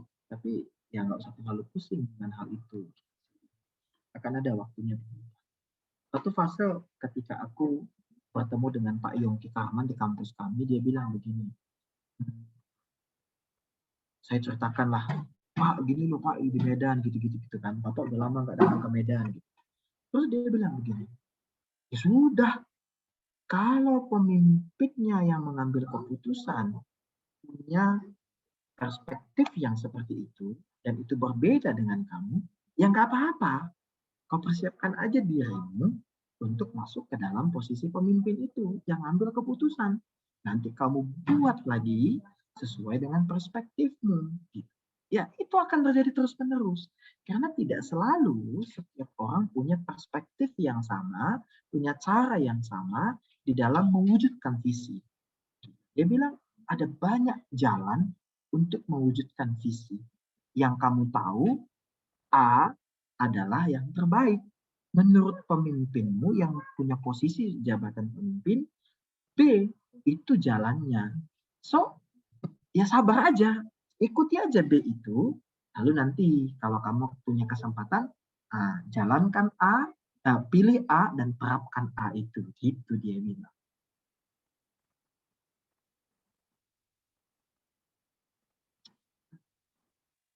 Ya, itulah teman-teman. Nanti kalau kalian nanti di tahun apa sih the next leader, apa namanya, nanti kalau kalian sudah bekerja 2 tahun, 5 tahun, welcome to the club.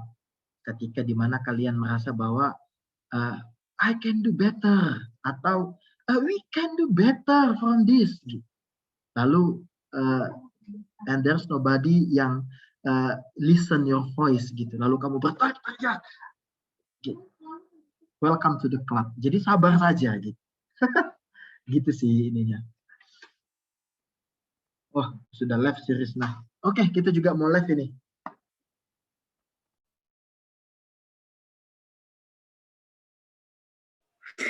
Oke, thank you, Bang. Gimana Kak Sri? Semakin Ya, tertekan atau semakin dapat solusinya nih? bisa lah Fit, untuk dipraktekkan. Bisa Membantu. dirangis Oh, gitu, berarti jawabannya bisa lah. Mengapa kau bersedih?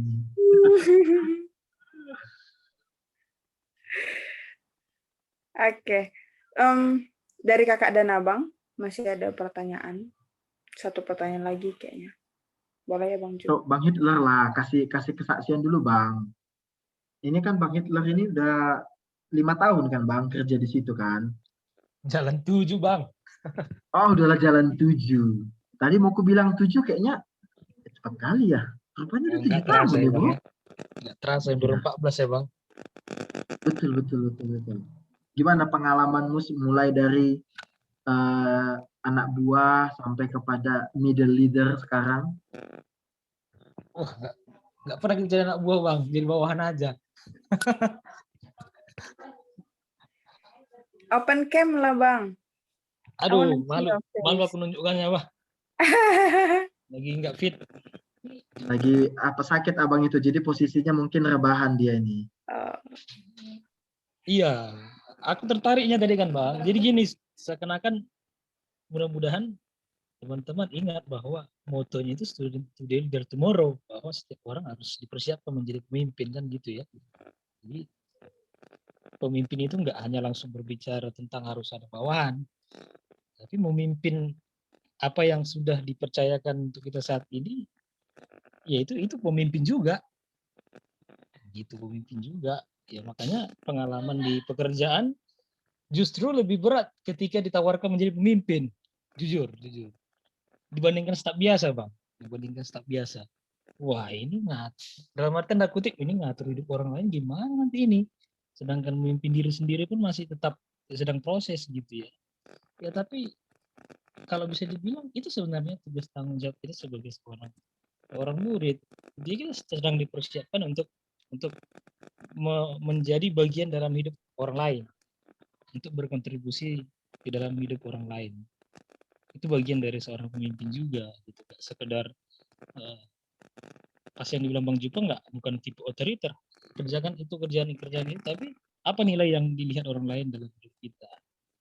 Itu yang sedang kuperjuangkan, sedang kukerjakan, terkhusus yang memimpin enggak sekedar akan kerja, tapi memimpin masyarakat yang ribuan orang yang kujumpai seperti itu.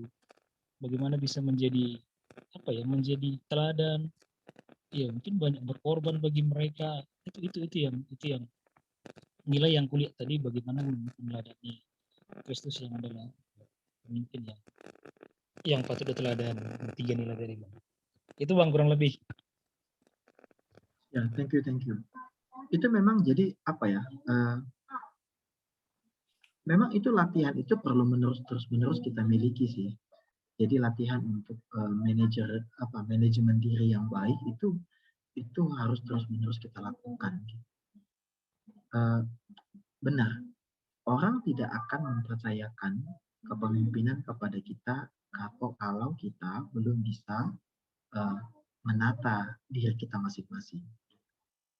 Jadi orang tidak akan mempercayakan kepada kita kalau kita belum bisa mengelola emosi kita, kemudian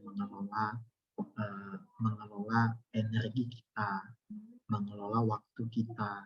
Itu adalah satu pengelolaan yang kalau terus-menerus. Orang akan lihat kok gitu. Kalau untuk kerjaan kita aja pun kita udah ngos-ngosan, dia nggak akan kasih perasaan yang lebih. Tapi kalau ketika dia lihat bahwa untuk pekerjaan kita, misalnya, kalau kita selama ini awal-awal kita diberi tugas itu kita butuh waktu misalnya 10 jam dalam seminggu untuk mengerjakannya. Tapi makin lama kita bisa mengerjakannya dalam 4 jam dalam seminggu, maka berarti ada 6 jam lagi yang tanggung jawab yang bisa diberikan kepada kita. Itu adalah sesuatu yang perlu kita latih gitu sih. Itu sih ini. Tapi thank you Bang Hitler. Sama-sama Bang.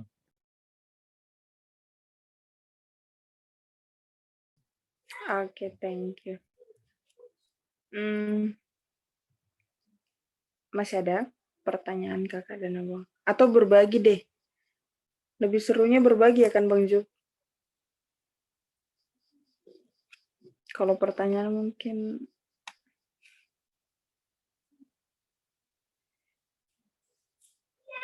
ada yang mau kita diskusikan lagi, kakak dan abang? Atau dari materi, ada yang kurang jelas atau kurang paham?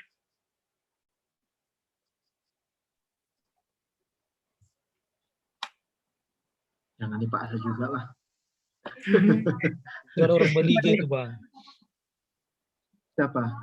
Muhammad Samosir itu, biar ngomong dia. Oh, dia orang Bali. Porsea Bang. Halo. PAK Tuba. Halo Pariban. Oh, panggil Pariban. Iya, mama samping rumah kami berusaha ngusir deh, Bah.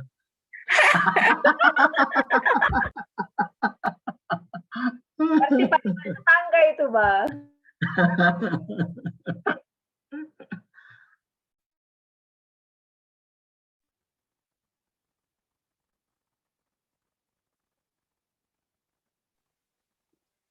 Oke, ada yang mau dibagikan Kak Herna?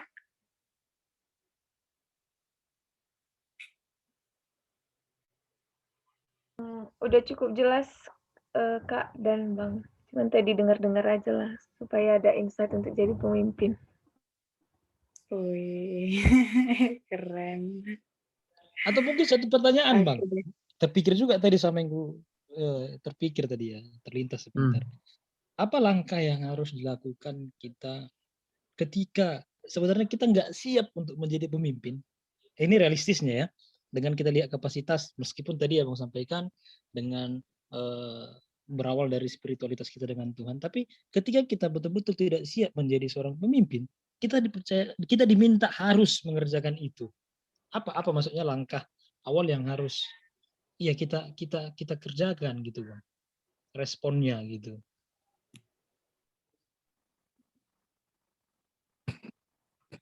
Ya kita terima lah itu bro. Tapi juga mungkin di situ prinsip-prinsip manajerial itu mulai kita terapkan. Gitu. Satu,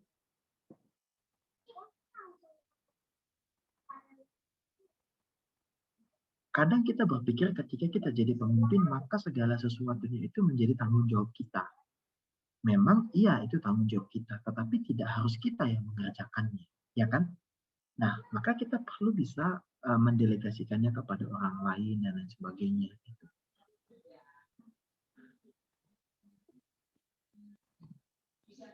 Lalu, tetap miliki mentor, aku rasa ya, iya kan? Dan salah nggak Bang kalau kita tinggalkan posisi itu Bang? Kenapa kamu harus jadi takut gitu? Walau memang gini, walau memang John Maxwell makin kebaca-baca dalam bukunya memang gini, memang ada orang yang tidak siap untuk menyimpan menjadi satu kepala banyak topi. Yang kayak tadi kau bilang itu, kalau menjadi bawahan, kalau dia kasih ilustrasi gini, kalau jadi di koki itu kan ternyata punya level, mulai dari dia tukang cuci piring, cuma motong-motong bawang, ya kan, sampai nanti dia sampai kepada nanti master chef-nya. Tidak semua orang bisa menerima menjadi master chef, sekalipun dia handal sekali, karena tanggung jawabnya begitu banyak sekali gitu. Jadi kalau dia di dalam beberapa buku-bukunya ditunjukkannya ya, banyak orang yang mundur melepaskan itu karena dia merasa nggak sanggup. Gitu.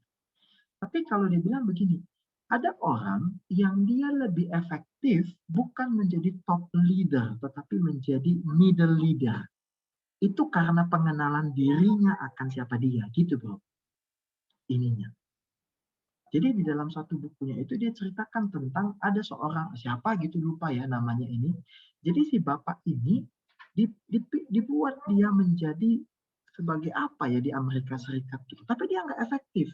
Tapi kalau diturunkan jabatannya, dia jauh lebih efektif gitu dia ininya. Tapi kan memang ada juga orang yang kayak gitu kan. Nah, kalau kayak aku kan makin kusadari kan, aku memang secara alamiah tidak sebagai top leader, tapi sebagai middle leadernya. Walau memang aku kelihatan dominan, tapi aku tengok-tengok kan, mulai dari SMA aku mulai teraktif di dalam keorganisasian. SMP di Pramuka aku menjadi pemimpin regu, padahal aku diminta menjadi pemimpin apa itu yang kalau pria itu gitu loh, pemimpin pasukan gitu misalnya. Aku hanya pinru aja. Waktu di SMA aku di ini aku nggak pernah jadi pemimpin ketua PA, ketua PSK, enggak gitu. Tapi aku cuma di tengah-tengah aja, tapi aku bisa mengerjakan banyak hal gitu. Nah gitu sih. Secara alamiah aku begitu gitu. Tapi apakah bisa aku mundur? Kalau kita merasa bahwa kita lebih efektif tidak menjadi top leader, aku rasa, dan ada orang lain, aku rasa nggak apa-apa lah. Tapi kan jangan langsung menolak lah gitu. Tapi kita coba dulu lah. Karena sekarang tugas middle ini lebih banyak ya Bang ya, menengahi dia. Iya, dan banyak kan, tapi ya itu gitu. Kan adanya orang yang memang dia kayak kau, kurasa lebih dibandingkan kau mengganti bosmu itu, kurasa jauh lebih hidup hidupmu jadi yang sekarang ini gitu. Jadi sekarang Abang betul. ngurus beberapa proyek, ketemu sama orang langsung, nggak ketemu dengan karena kan kalau jadi bosmu lah misalnya, jadi top leader di tempatmu, kan berurusan dengan apa? Dengan donatur, berurusan dengan angka-angka, berurusan dengan report-report gitu ya. Lebih efektif lah kita kurasa berhadapan dengan masyarakat ya kan, sekalipun bandel-bandel ya kan, sekalipun menolak kita tapi senang kita gitu, hidup kita lebih hidup gitu.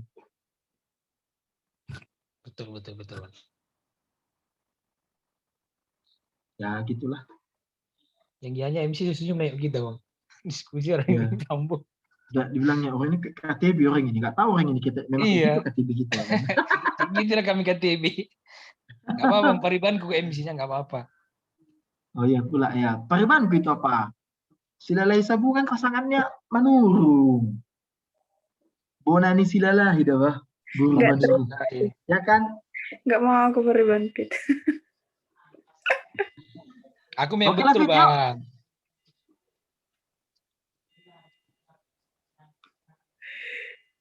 Oke, udah Bang Hitler.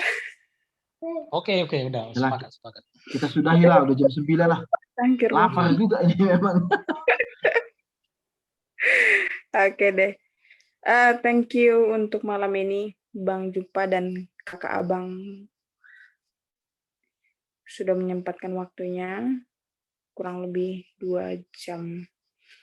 Oke, kalau boleh sih saya simpulkan tentang kepemimpinan dari segi kekristenan. Kepemimpinan Yesus pun tidak lepas dari godaan duniawi. Jadi kalau kita lihat kembali bagaimana perjalanan Yesus sebagai seorang pemimpin, sebenarnya ada banyak cara dan solusi dari setiap pengalaman yang telah Yesus lalui. Kalau kita secara detail sih melihat ke belakang dan mencari tahu bagaimana dan apa sebenarnya yang Yesus telah lakukan.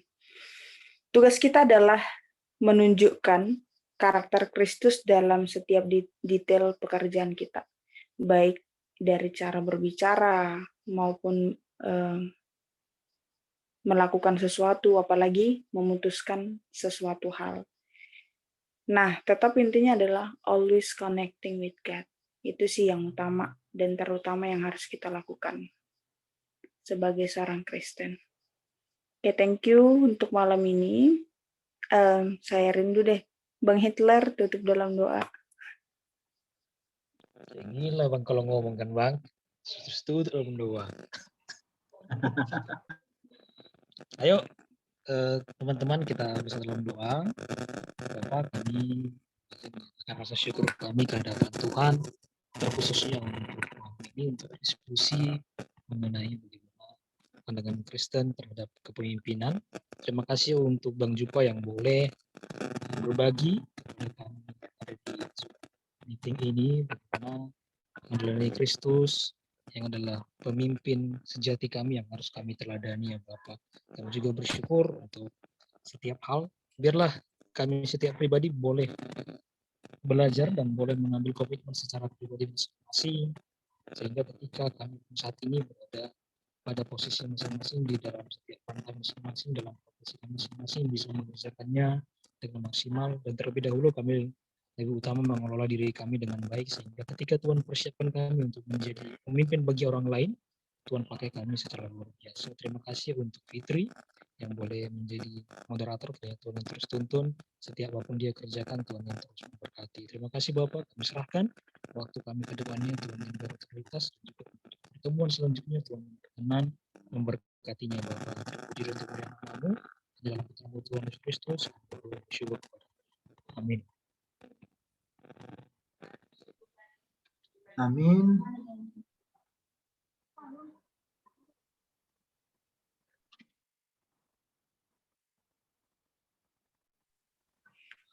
Thank you teman-teman semua.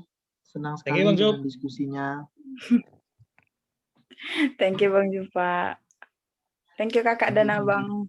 Terima kasih Bang dan Kak. Terima kasih semuanya. Oke, izin live ya. Oke Bang Job. See you next time. Thank you De Frida. Thank you Kak Hernawati. Kak Hernawati dari mana sih?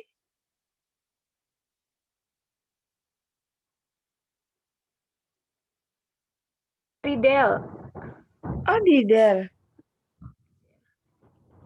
Ngajar di SMP atau kuliah? Institut Teknologi Delnya. Oh berarti kuliahnya ya? Iya.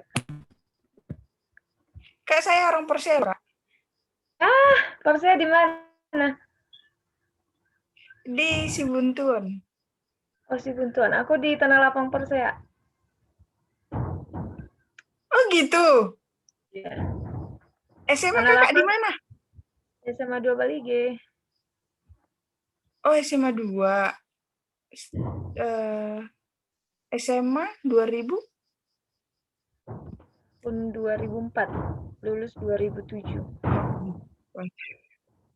SMA 2 Balige juga. Enggak Kak, aku BTB sih. Oh, iya kan dekat itu. BTB SMA 2. Jadi Kak Ernawati sekarang sekalian pelayanan di sana atau memang hanya dosen ya Kak? Iya. Oh dosen. Ikut ini. Berarti Perkantas Toba sama dengan Bang Hitler tadi. Oh berarti sama Kak Bang Hitler Pengurus. sama Kak. Oh pengurus di Perkantas Toba Kakak. Kak Nova, Bang Hitler. Iya Kak Nova. Iya. Begitu. Kemarin sih aku kunjung ke Perkantas Toba sih, tapi aku nggak ketemu kakak kayaknya. Iya, yang bulan 2. Iya. Bulan? Yang di Sakarnihuta, Kak. Bulan 2. Aku sekarang ini baru sering ke sana. Ayo lagi main-main ke Secret. Aku udah di Tanjung Pinang ini, Kak. Oh, sekarang di Tanjung Pinang lokasinya? Iya. Oh, kirain masih di Persea. Enggak lagi, Kak. Di Tanjung Pinang kerja di? Ada sekolah, Kak. Yayasan. Ngajar? Oh. Berarti ini ya, apa? Yayasan swasta berarti ya? Iya, Kak. Kristen. Oh, mantap. Guru benar ya. Iya, Kak. SD, SMP, Borong semua sih, Kak, karena dia yayasan kan. Jadi borong semua SD, SMP, SMA. mantap lah, mantap. Iya. Jadi Kak Ernawati udah lama sana. Aku udah lama. Aku dulu mahasiswa di situ. Sampai ngajar pun gitu. Berarti kenal lah Kakak Putri Sentosa? Siapa? Putri Sentosa? Putri Sentosa Sitopul. Itu mahasiswa. Udah alumni sih, Kak. Alumni. Mm-mm. Alumni dari Del. Iya. Lulusan? Aku 2010 udah lulus aku di situ. Oh. Jadi masuk ngajar lagi Kakak mulai dari? Ngajar lagi 2010 tapi masih teaching assistant. Yang kau bilang itu apa? Sarjana atau D3? Sarjana, Kak. Mereka lah pertama kali rekayasa genetik. Kak, apa sih? Berarti aku lagi studi kayaknya itu kemarin. Makanya nggak sempat ketemu. Berarti yang pertama lulusannya ya? Iya, angkatan pertama S1. MR, manajemen rekayasa. Iya, rekayasa genetika. Iyalah. Makanya nggak ketemu, bener lah. Iya, Kak. Iya, next time boleh join lagi ya, Kak. Newcomer harus sering-sering datang nih, join. Kita ada RMB lagi 2 minggu ke depan. Iya, aku nanti join lah kalau ada waktu. Oke, Kak. Terima kasih, Fitri. Thank you, Kak Herna. Ini Devi masih join di kita. Oke. Thank you Kak. ya. Thank you, Kak. Izin live. Oke, Kak. Hai, Kak Dep.